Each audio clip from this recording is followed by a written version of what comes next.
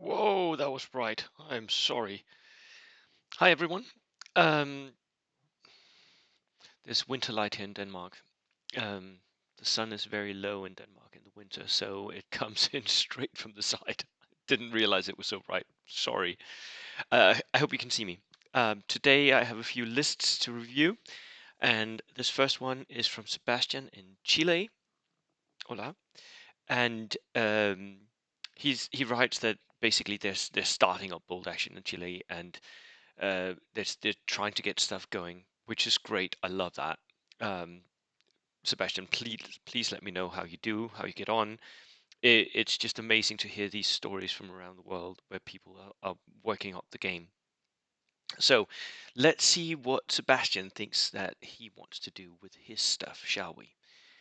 Um, so this is his first list. It's 1,000 points, 15 order dice. It's a German reinforced platoon. Um, 15 order dice is where the European meta would be for 1,000 points. Um, it would be lower in some places. It really depends on how you develop as a group. I know it's too early to talk about meta for Chile yet, but how you develop as a group, that will change the order dice count and what nations you bring and all of that. So Sebastian brings a Waffen SS lieutenant, which is great. He's very vulnerable, but he is very, very cheap. Waffen SS units, because you need those if you bring the lieutenant, and they are actually kind of good themselves. A couple of assault rifles in each. No, this one has one assault rifle. This one has two. The setup of these is not massively important. They're skirmish units, both of them. Have a single Panzerfaust to push away enemy units, and they're regulars. Mostly these will go down if something nasty points at them, um, but they might also deliver quite a few shots into the enemy at 18 inches, which is a nice little bonus.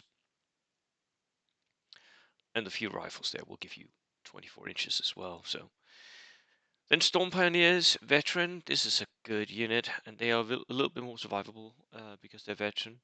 Um, they have a single submachine gun, flamethrower, Panzerfaust to throw up in a heavy field car, I'm guessing. A German light machine gun team. This is a lovely unit. Medium mortar, running them inexperienced, doing the Danish way here. Right.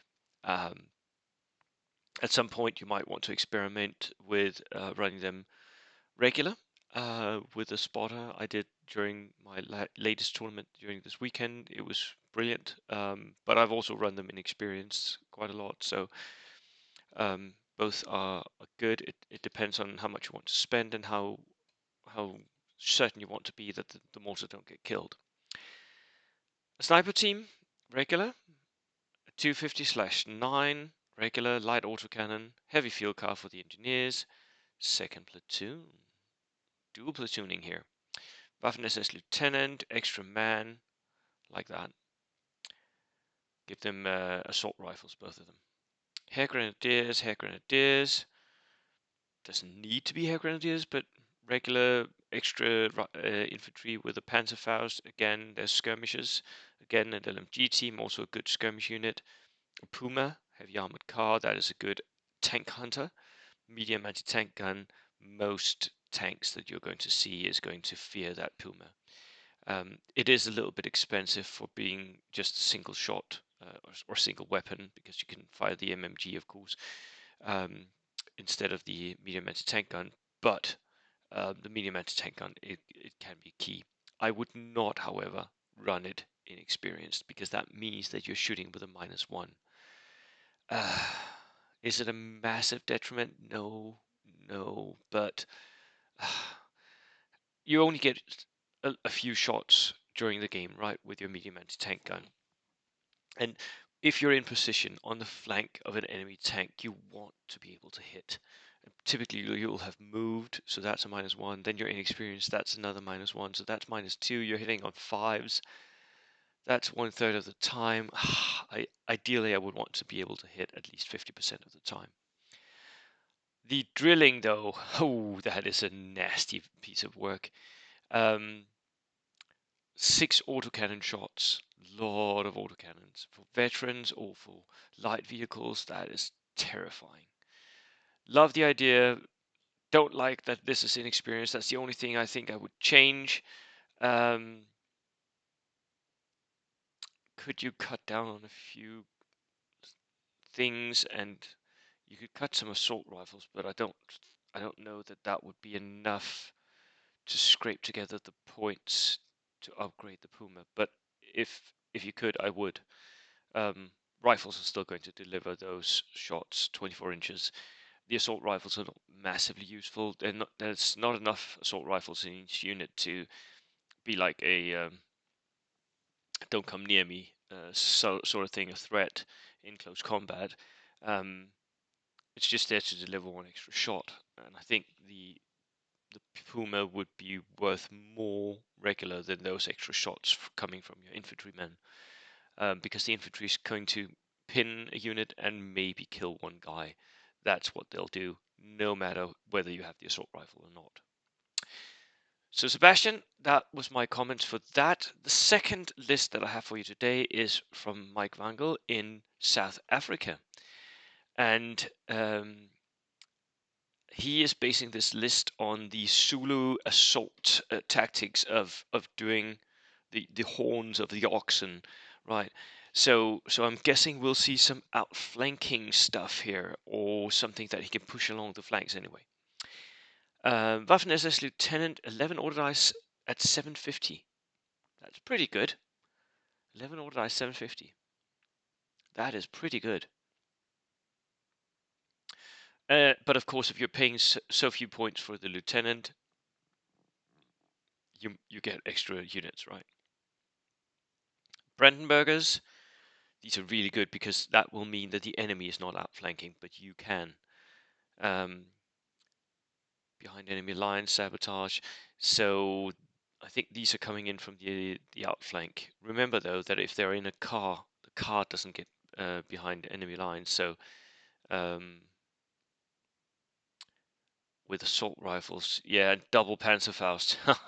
If you guess correctly and you guess the flank where the enemy has his armored car or tank, then that is going to be killer unit. Double Panzerfaust. Hair Pioneers with a flamethrower, they need transport. Veterans. Regular Waffen-SS for the Waffen-SS Lieutenant. 4-shot machine guns. Wow. Double Fausts and Fanatic. I don't think the Fanatics are worth it on this unit. I'm sorry. You still only have 6 guys. A 6-man unit doesn't need to be Fanatic. Fanatic is a benefit on large units, but and on assault units. This is not an assault unit. This is a push unit where you push up and shoot a little bit. But you don't want to go assaulting with this unit. 6-man unit, regulars, they're going to get messed up. Medium machine gun team, I would make that into a German LMG, just because it's cheaper. But if you are going to do the Zulu thing with the horns, you need some base, and the medium machine gun or an LMG team could both be that base. Medium mortar also needs to go in the base. Sniper team, base. Nebelwerfer, that's a base as well. Then we have a motorcycle that can go up a flank. That's a really good flanker. Panzer 3, is that a Daka Panzer? Yeah, it's an EF. Yeah, that's a Daka Panzer. So that could also be in the center, or it could push one of the flanks. You know, first turn, you have it deployed as far up, you can go on a flank, and then you just run for the first turn. Then second turn, you turn into the enemy. That can be pretty good. And a heavy field car for the engineers. Like, apart from the medium machine gun, I don't like that. I want my machine guns to be mobile, so German LMG would be perfect. Apart from that, I think this is a really great use of 750 points. You get armor, you get a good outflanking unit with the Brandenburgers that also prevents enemy outflanks. You get the Hair Pioneers, it's good counterpunch unit. The Waffen-SS, they can go in the back lines, but again, they don't need the submachine guns and the Panzerfaust and the Fanatics to be in the back lines, if that's their intent. Otherwise, they could outflank. massively useful as an outflank unit, though. The heavy field car is inexperienced, so that's going to struggle coming up from the outflank. But it could run off to the side if you wanted to, or it could just stay in the back line, be a counterpunch unit. I love the amount of power that you gain from 750 here. It's a really great use of points. So, congratulations, Michael, and let me know how you went. And that was it for me this time. Cheers.